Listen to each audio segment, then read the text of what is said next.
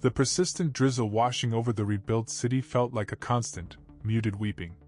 Detective Captain Alexander Kruk pulled his worn trench coat tighter against the November chill, the damp air instantly biting through the fabric. The address was a guarded, affluent apartment tower, a beacon of modern prosperity that seemed to intentionally ignore the ruins upon which it stood. Kruk despised these sterile environments. They were too polished, too quiet, masking their sins beneath layers of marble and glass. The uniformed patrol officers maintained a respectful perimeter, their silence amplifying the tension.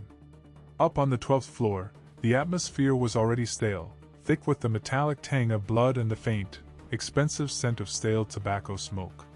Professor Tadeusz Karski, the victim, lay slumped over a massive, antique mahogany desk.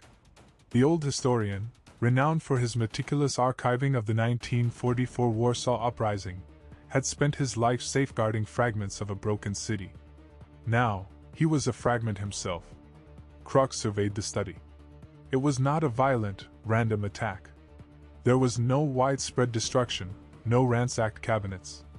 The method of entry suggested either familiarity or extreme professionalism. The lock plate on the reinforced door remained pristine. Karski had suffered a single, precise puncture wound, clean, efficient, almost surgical. This was an execution carried out by someone focused entirely on the outcome, not the spectacle. Forensic technician Elżbieta Mraz, her breath fogging slightly in the cool room, silently documented the scene. Her movements were slow, respectful of the dead and the gravity of the room. Kruk bypassed the obvious clues, the spilled inkwell, the toppled globe, and directed his attention to the desk surface. Rows of archival boxes, meticulously labeled in faded ink, lined the shelves. AK 1944, Josef Szczepański correspondence, redoubt materials. His gaze fell upon the victim's rigid, white-knuckled hand. Clutched tightly, like a final, desperate testament, was a small, brittle fragment of aged paper. It was distinct from the surrounding documents, thicker, almost fibrous, yellowed not by age alone, but by fire and time. The forensic photographer moved cautiously, framing the shot. Kruk leaned closer, his proximity revealing the minuscule, cramped handwriting on the fragment. The script was faded yet powerful, undoubtedly written in haste or under duress decades ago. It was a single line of poetry, a short invocation of defiance, instantly recognizable to anyone steeped in the history of the resistance. It was a known fragment of the legendary Redoubt poem, a series of verses penned by an insurgent poet during the final, desperate days of the uprising, pieces of which were believed long lost or destroyed in the bombings. This was not merely vandalism or robbery. The killer had left a signature, a profound and horrifying link between the present crime and the historical tragedy Karski had tried so hard to preserve. The true prize, Kruk realized, was missing. Karski had been guarding something far more substantial than the poem fragment clutched in his hand. The professor had been murdered by someone who understood the precise value of historical memory, and more disturbingly, the value of enforced historical silence. The atmosphere shifted instantly from standard homicide to an excavation of long-buried war crimes, a cold case suddenly burning hot. Kruk felt the heavy, generational shadow of Warsaw settle upon him, knowing this investigation was not about a quick arrest, but about a moral debt coming due 8 decades later, suggesting that the ashes of the uprising were still capable of igniting new fires. The immediate investigation focused on the missing material. The killer had taken specific items, leaving valuable coinage and jewels untouched. The void on the shelf where a small, iron-bound case usually sat screamed of a targeted theft. Mraz confirmed the entry point had been secured from the inside after the fact, suggesting the perpetrator was known to the victim, or possessed specialized access. The single, cryptic line of poetry, the silent accusation, became the first piece of evidence, a key that might unlock the long-suppressed secrets Professor Karski had carried to his grave.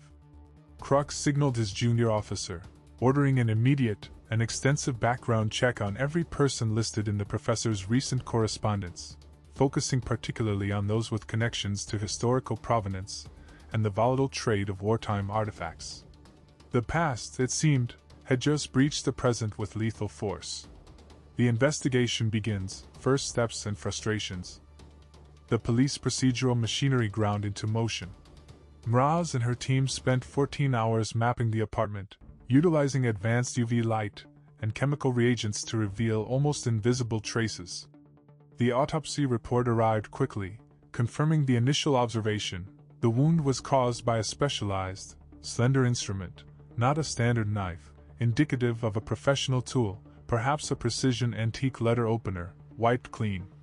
No defensive wounds, suggesting surprise or compliance, reinforced the theory of a known assailant. Kruk's team began the relentless pursuit of Karski's recent contacts. The initial list included rival historians, wealthy Polish Americans interested in repatriation of artifacts, and several old veterans, their memories sharp but their health failing. The veterans, known as redoubt men, were often volatile, fiercely protective of their history, and profoundly distrustful of academic outsiders. Interrogations began in sterile, echoing rooms. Each witness offered layers of political and historical friction, but no solid alibi appeared broken, only veiled resentment and deep-seated grudges dating back to Soviet control. A critical roadblock emerged almost immediately. The professor's personal computer, a relic itself, contained highly encrypted files. Kruk contracted a specialized cyber unit, their challenge not only circumventing modern firewalls but also deciphering a code based on old resistance ciphers Karski had employed for decades. The deeper Kruk dug, the less the case looked like simple robbery and more like the silencing of truth. The police commissioner, mindful of the political sensitivity surrounding national memory, exerted immediate pressure on Kruk for a swift, quiet resolution, demanding that the history stay buried. Pursuing leads, rising complexities. The investigation led Kruk to a dusty, overlooked archive storage facility located in the shadow of the reconstructed Old Town.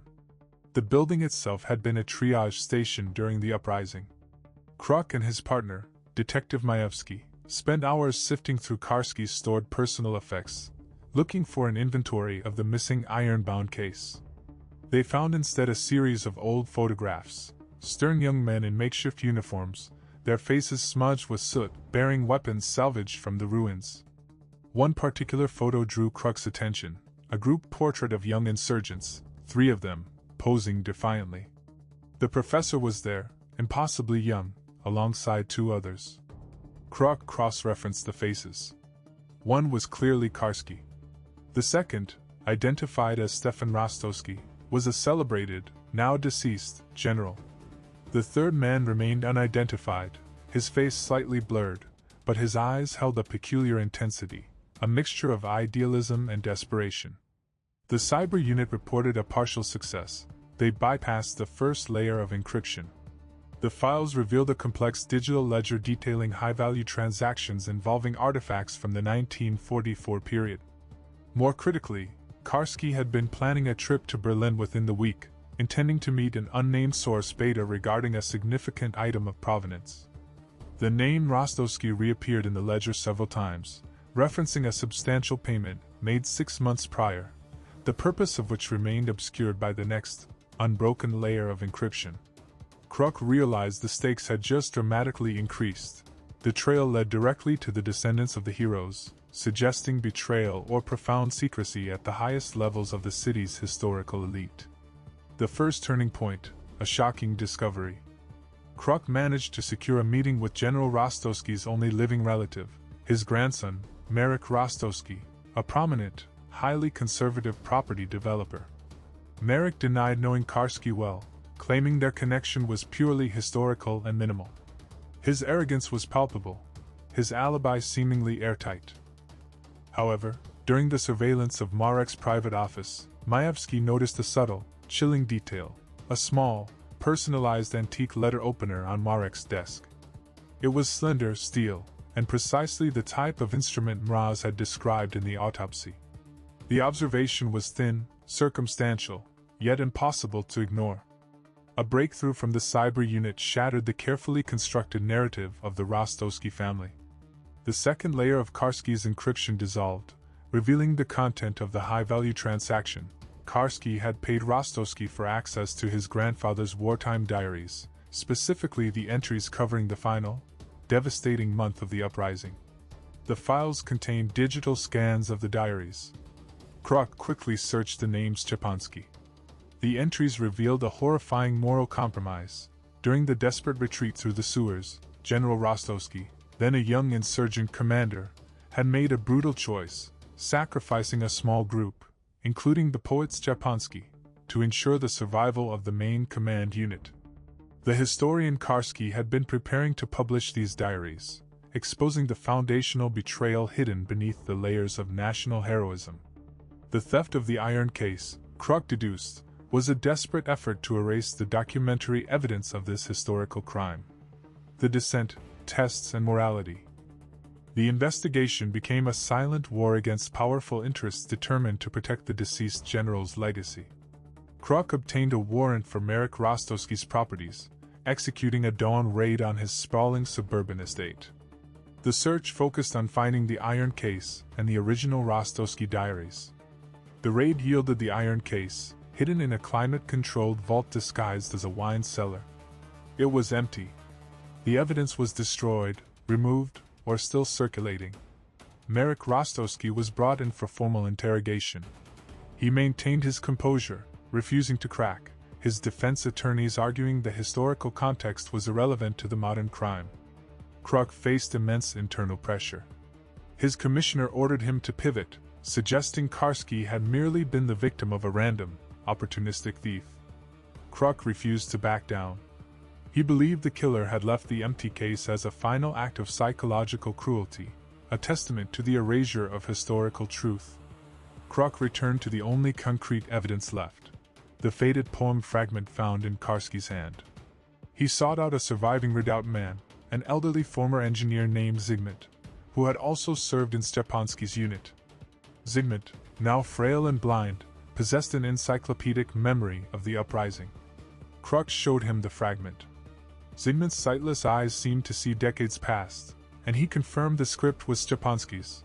But then he added a chilling observation: the fragment was cut, not torn. It had been intentionally severed from a larger document.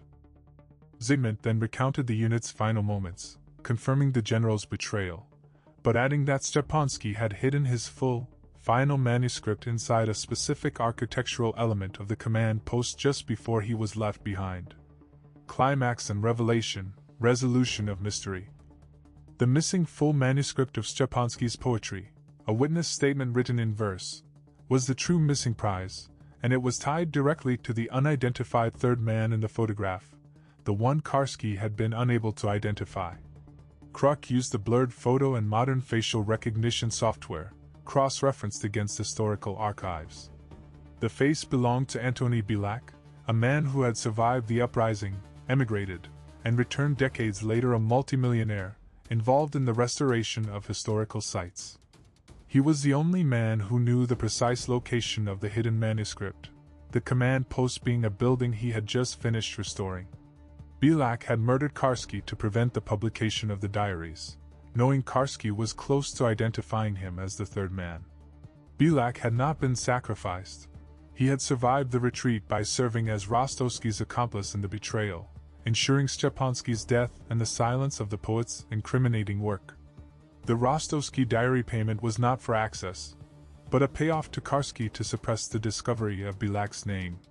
Karski, driven by professional integrity, had refused to fully comply, choosing instead to use the Berlin trip to sell the information to a third party, guaranteeing the truth would surface regardless of threats. Kruk and Majewski tracked Bilak to the restored command post, now a historical monument, late in the evening.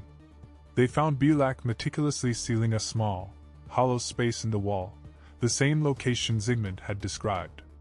Bilak was holding the complete manuscript, bound in thin, fire-singed leather. He had retrieved it, and Karski was his final obstacle to rewriting history. The subsequent struggle was brief, the weight of the past proving heavier than the man who sought to bury it. Bilak offered no excuses, only a cold resignation. He had spent his life building a reputation on the myth of heroism, desperately trying to outrun the 70-year-old moment of moral failure. Aftermath and Reflection denouement. The case closed with the recovery of the manuscript, a poetic record of heroism, betrayal, and enduring human spirit. Marek Rostowski was released, the evidence against him proving insufficient for the murder charge, but his family's historical reputation was irrevocably shattered by the general's revealed cowardice. Antoni Bilak was formally charged, the antique letter opener from Marek's desk confirming the method of murder. Evidence Kruk realized Bilak had planted to shift suspicion.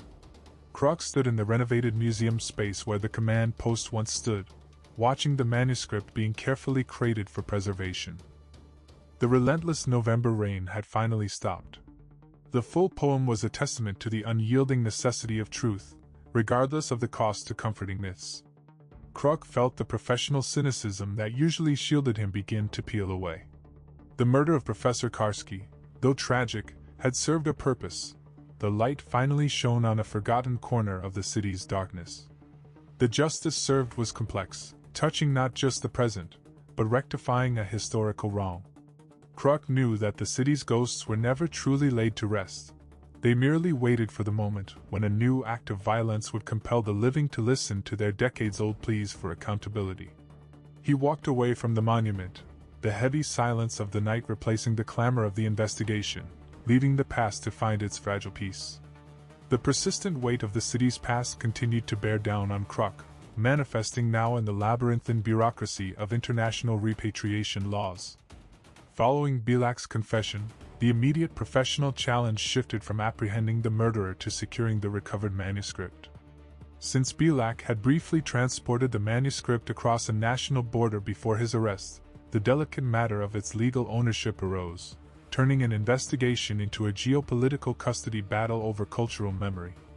Furthermore, the full scope of Bilak's manipulation became painfully clear upon reviewing his financial records.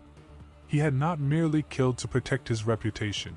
He had systematically used his wealth and influence as a restorer of historical sites to monopolize the physical evidence of the uprising. This allowed him to dictate which narratives survived the reconstruction efforts, literally burying uncomfortable truths beneath new mortar and polished stone. Consider, for instance, the dozens of minor historical plaques around the city, subtly misdated or dedicated to fabricated acts of heroism, all quietly funded by Bilak's foundation. These small, insidious edits collectively formed a completely sanitized, state-approved version of courage. Conversely, the discovery of the complete Szczepański manuscript unleashed a torrent of unexpected, secondary revelations. Its contents were far more personal and politically charged than Karski had anticipated. The poetry didn't just expose Rostowski and Bilak's cowardice. It catalogued the systemic corruption within the resistance leadership, revealing how scarce medical supplies and critical ordnance were diverted to politically favored units, leaving the truly desperate sectors to perish. This nuanced, brutal honesty immediately ignited fierce division within the existing veteran communities. Some hailed the manuscript as the final, necessary reckoning, while others condemned it as slander designed to desecrate the graves of the honorable dead. Building on this, the forensic analysis of the physical manuscript itself offered a deeper layer of insight into Szczepański's final hours.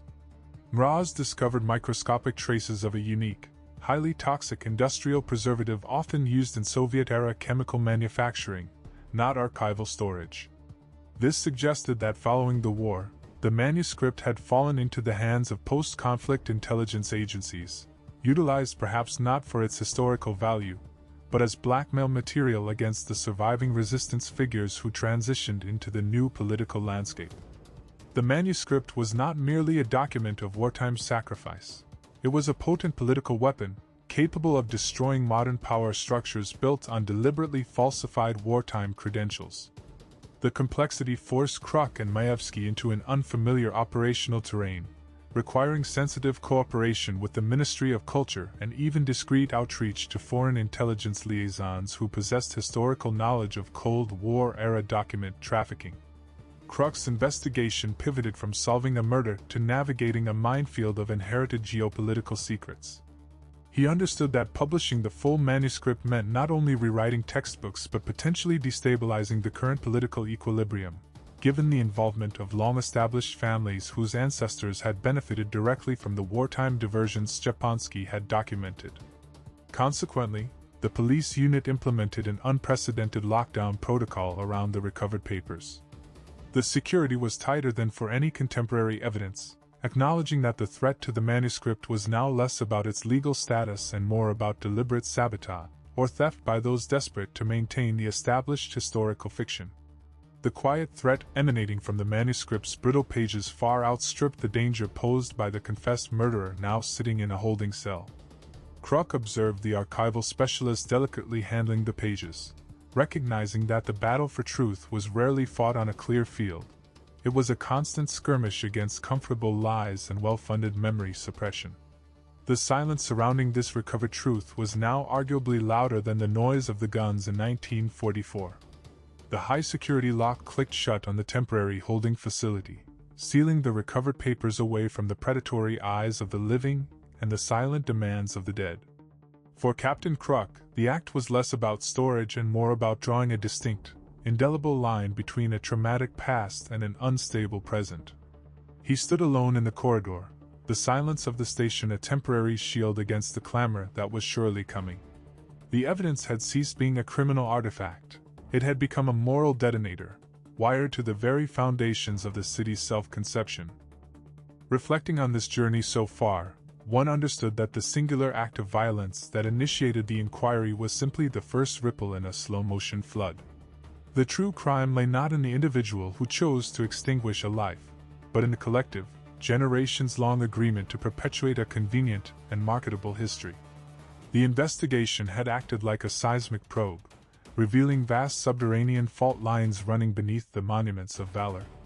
These lines were not cracks of physical decay, but fissures of ethical compromise, tracing back to moments of existential terror when survival was prioritized over integrity, transforming men into legend makers rather than truth-tellers.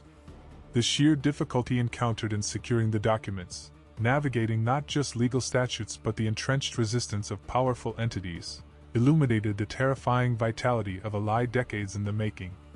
Kruk recognized that the figures who held contemporary power were effectively custodians of inherited silence. They operated in the shadow of historical decisions they did not make, yet for which they now paid the interest, desperately attempting to stop the generational debt from being called in. The revelation that the core documentation had been repurposed, used not for historical research but for political leverage across different regimes, painted a stark portrait of memory as currency, constantly traded and devalued according to the prevailing political winds. The air in the investigation room felt heavy, not with the dust of old paper, but with the pressure of impending cultural reckoning. Kruk stared out at the city lights, each window a potential repository of belief, soon to be challenged by the uncompromising clarity of the uncovered text. Justice, in this context, could never be swift or simple. It was an arduous, surgical process of dismantling the comfortable framework of national mythology. The successful identification of the perpetrator was only the preface.